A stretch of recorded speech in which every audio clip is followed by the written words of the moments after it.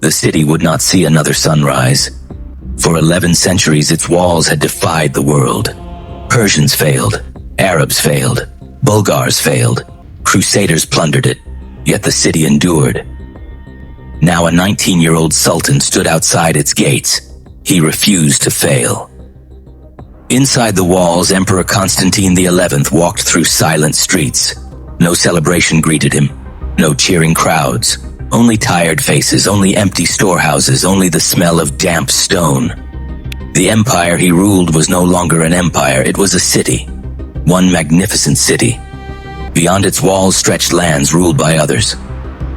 The Romans had once commanded the Mediterranean. Now they struggled to defend a few miles of stone. Still, Constantine would not surrender. He knew the odds. Nearly 80,000 Ottoman soldiers surrounded the city. Some chroniclers claimed even more. Against them stood barely 7,000 defenders. Greeks, Genoese, Venetians, mercenaries, priests, citizens, old men, young boys, anyone able to lift a weapon. Every tower held too few hands. Every gate lacked enough guards. Every casualty mattered. Outside the walls, another sound echoed across the valley. The deep roar of bronze cannons. No fortress had ever faced weapons like these. For centuries, Constantinople's walls had humbled kings. Now each thunderous blast shook the ancient stones. Dust drifted into the streets. Church windows trembled. Children covered their ears.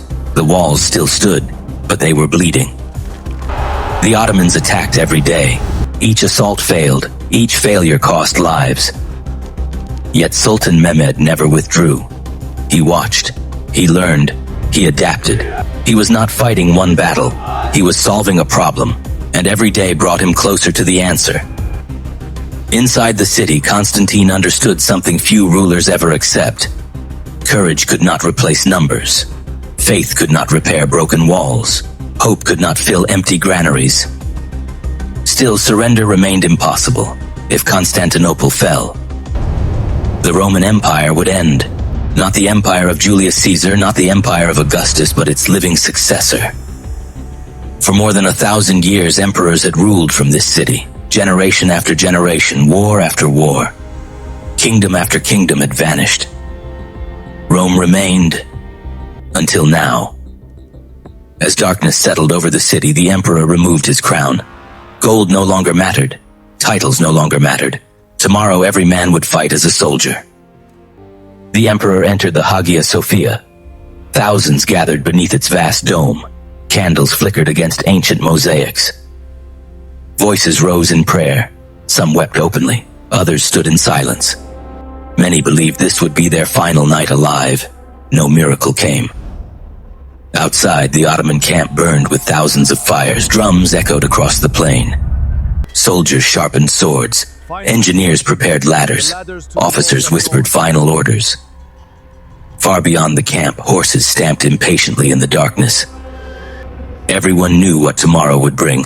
One final assault, one final chance, one final defense. Yet the greatest threat did not stand outside the walls.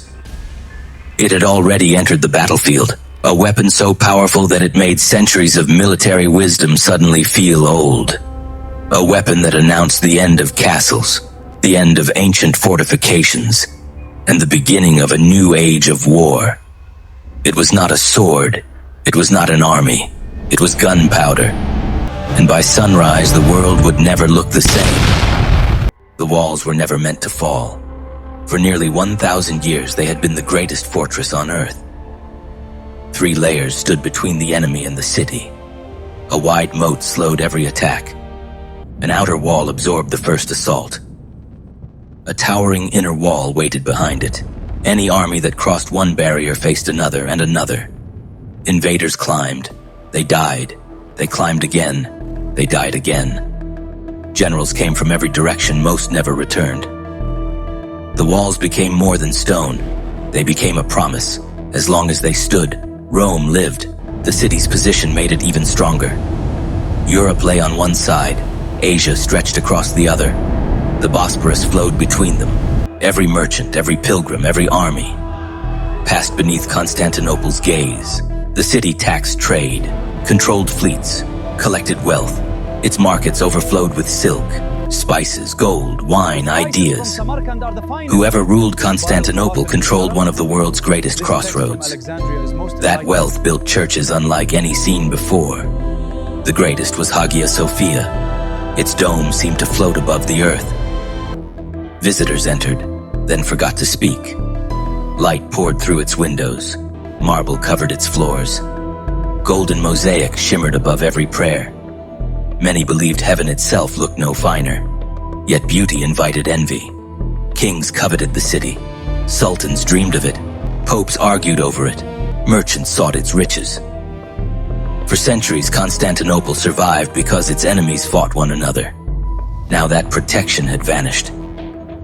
The Ottoman Empire surrounded the city. Its lands stretched farther every year. Villages disappeared. Castles surrendered. Kingdoms paid tribute. Only Constantinople remained, like an island surrounded by an endless sea. Still, many believed the walls would save them again. They always had. But history has a cruel habit.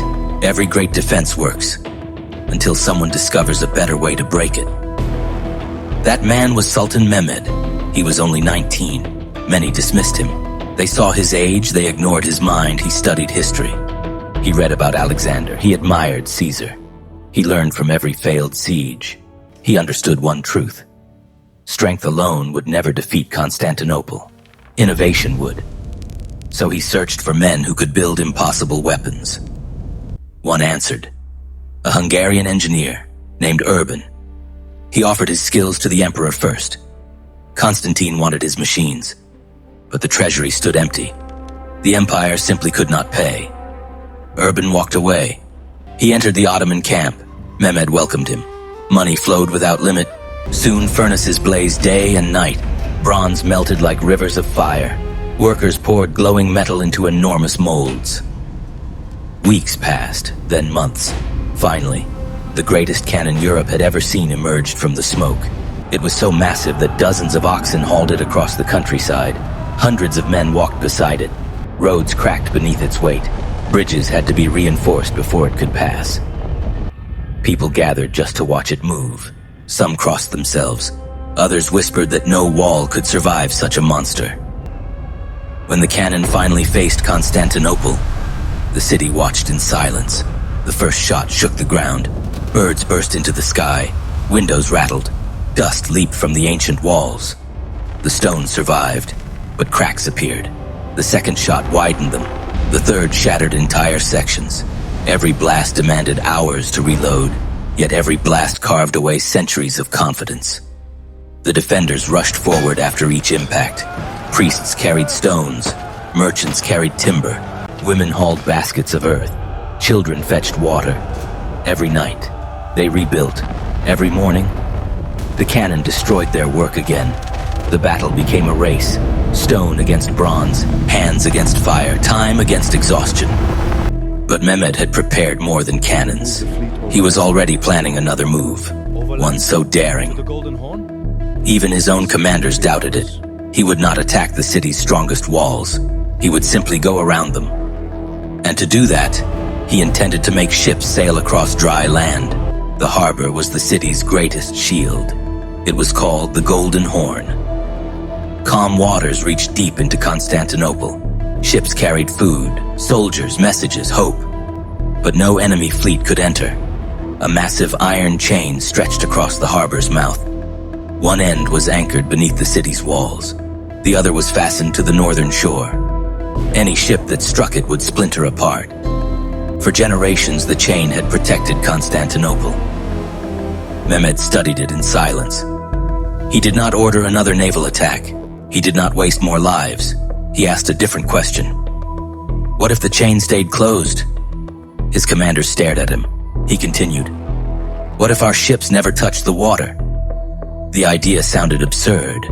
Warships belonged on the sea, not in the hills.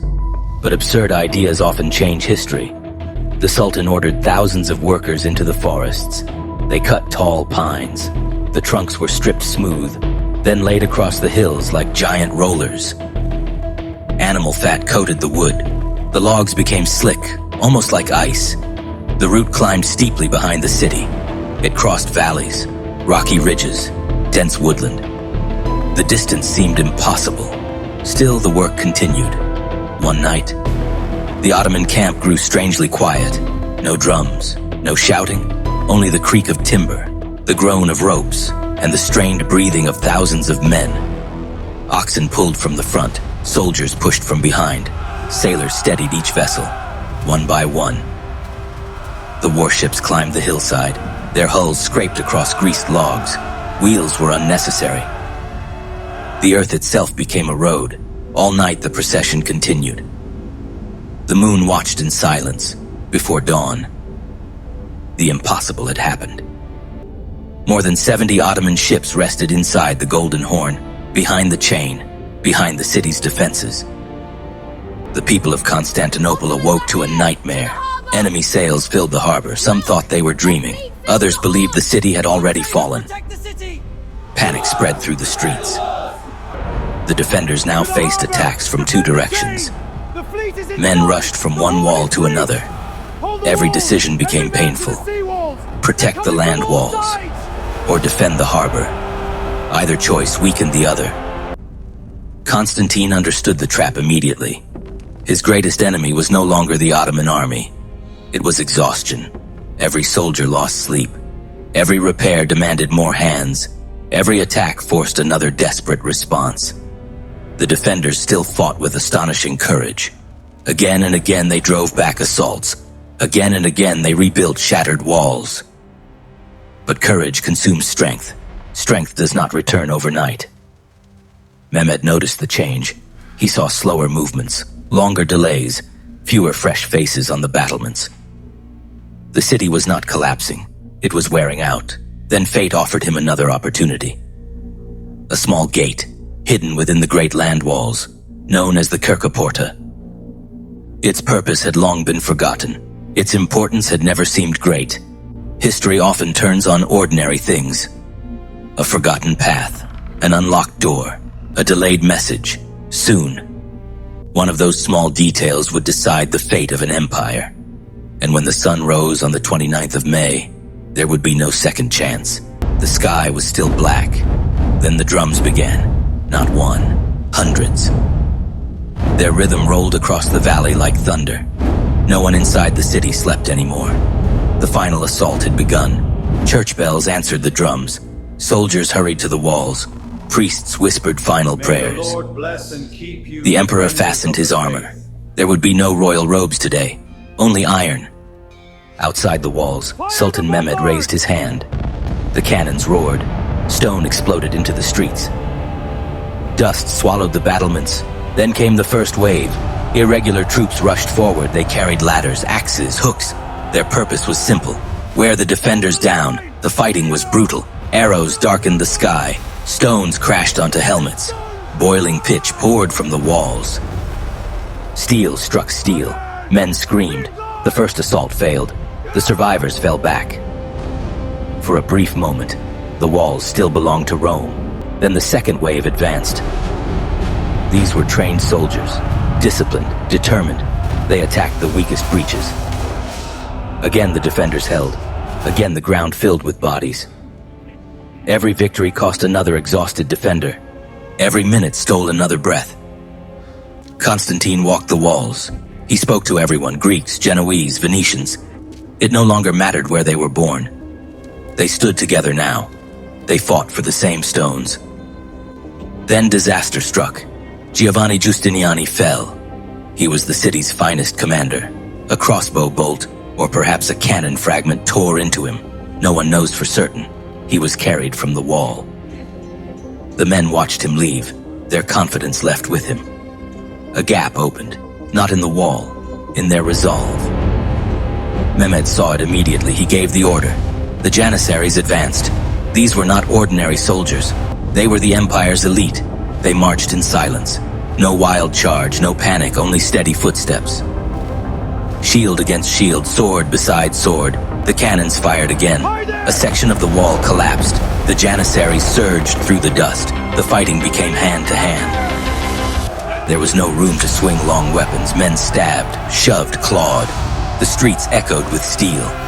Somewhere in the confusion, a small gate stood open. whether forgotten, forced, or simply overlooked. No one can say with certainty. Ottoman soldiers entered. They reached the walls from behind. The defenders turned. Confusion spread. Someone shouted, "The enemy is inside!" The words struck harder than any cannon. The line broke. Constantine understood. The city was lost. His advisors begged him to flee. He refused. An emperor does not abandon Rome. He removed the imperial insignia from his armor. If he died, he would die as a soldier, not as a king. He drew his sword, then he charged into the fighting. That was the last time anyone saw Constantine XI alive. No witness recorded his final blow. No one knows exactly where he fell. His body was never identified with certainty. The last Roman emperor disappeared into the smoke, as though history itself refused to watch him die. By sunrise, Ottoman banners rose above the walls. After 1100 years, Constantinople had fallen, but the greatest consequence was only beginning. The city had fallen, but history had not ended. It had changed direction. Sultan Mehmed rode through the shattered gates. He was only 21 years old. Before him stood the greatest prize in Christendom. The streets were silent. Smoke drifted above broken rooftops. Church bells had stopped. The last battle was over. The work of rebuilding had begun. Mehmed did not come to destroy Constantinople. He came to possess it. He understood something many conquerors never did. A ruined city holds little power. A living city rules the world. He ordered the looting to end. He restored order. Craftsmen returned. Merchants returned. Families returned. The city would breathe again. Then he entered Hagia Sophia. For 9 centuries it had stood as the heart of Eastern Christianity. Its vast dome still towered above the city. Dust floated through beams of morning light. The silence felt endless. Mehmed looked upward. Then he claimed the building for Islam. Hagia Sophia became a mosque. Its walls remained, its dome remained. But its purpose changed forever. The city changed with it. Constantinople became the new capital of the Ottoman Empire. From these same streets, new emperors would rule, not Roman emperors, Ottoman sultans. The empire they built would stretch across 3 continents. It would command the Eastern Mediterranean. It would challenge Europe for centuries. Its influence would shape law, trade, architecture, religion, and war. The fall of Constantinople transformed more than one city. Trade routes shifted. European kingdoms searched desperately for new paths to Asia. That search helped launch the age of exploration. Ships crossed oceans instead of continents. New worlds entered old maps. History accelerated. One siege echoed across the globe, yet one mystery refused to disappear. What became of Constantine XI? Some believed he died beneath a mountain of bodies. Others claimed angels carried him away. Legend said he slept beneath the city, waiting for the day Constantinople would become Rome again. History offers no proof, only silence. Perhaps that is fitting. The last Roman emperor did not receive a grand tomb. He did not leave behind a victorious army. He left something greater, an example. He stayed. When escape remained possible, he stayed. When defeat became certain, he stayed. When history closed its oldest chapter, he stood his ground. Empires do not die in a single battle. They fade through generations. They weaken through division. They ignore new ideas. They trust old victories. Until one morning, the walls no longer hold. The story of Constantinople is not only about conquest, it is about change. No fortress lasts forever. No empire rules forever. Power belongs to those who adapt before the world forces them to. The walls of Constantinople stood for more than 1,000 years. In the end, stone did not fail. Time did. And when the sun rose over the city on the 29th of May, 1453, Rome did not simply lose a capital. The last echo of an ancient world finally fell silent.